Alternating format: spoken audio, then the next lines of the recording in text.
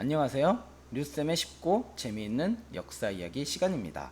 이번 시간에는 고구려 왕조 5번째 왕 모본왕에 대해서 소개하도록 하겠습니다.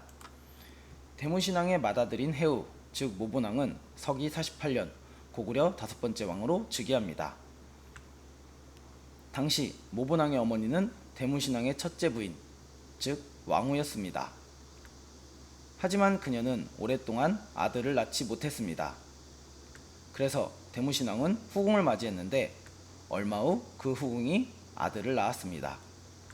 그 아이의 이름은 호동이었습니다. 호동은 총명하고 뛰어나서 주변 국가에도 그 명성이 널리 알려졌습니다. 그런데 그때 대무신왕의 왕후가 아이를 낳았습니다. 대무신왕은 그 아이의 이름을 해우라고 지었습니다. 하지만 해우는 나이가 너무 어렸고 많은 사람들은 호동을 다음 왕위로 지목했습니다. 이를 시기한 왕후는 호동을 죽이기 위해 대무신왕에게 다음과 같이 간청하였습니다. 호동은 자신이 왕위를 오를 것이라고 생각하며 거만하고 저를 능멸하고 있습니다. 심지어 저를 꼬시려고 했습니다.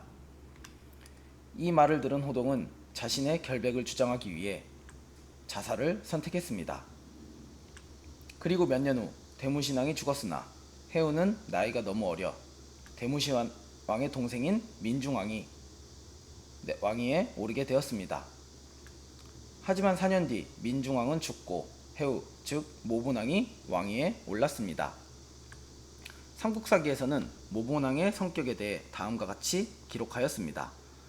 그의 사람됨이 포악하고 어질지 못하여 나란 일을 돌보지 않으니 백성들이 그를 원망하였다. 모본왕은 즉위한 다음에 49년 대군을 이끌고 한나라를 공격하였습니다. 그리고 한나라의 여러 지역을 빼앗았습니다.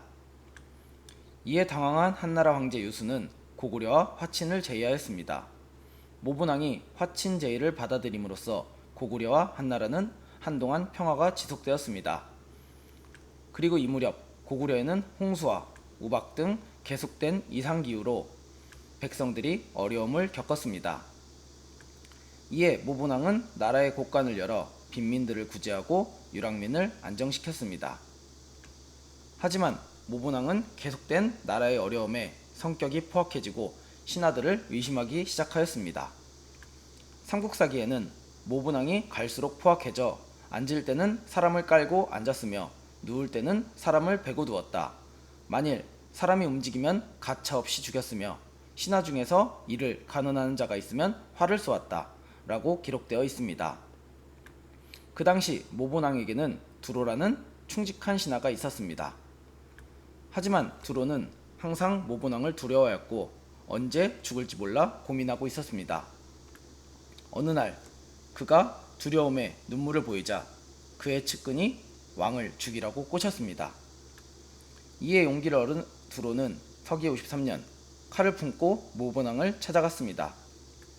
그 사실을 모르고 있는 모본왕은 두로를 정답게 맞이하였습니다. 그때 두로는 칼을 꺼내서 모본왕을 죽였습니다.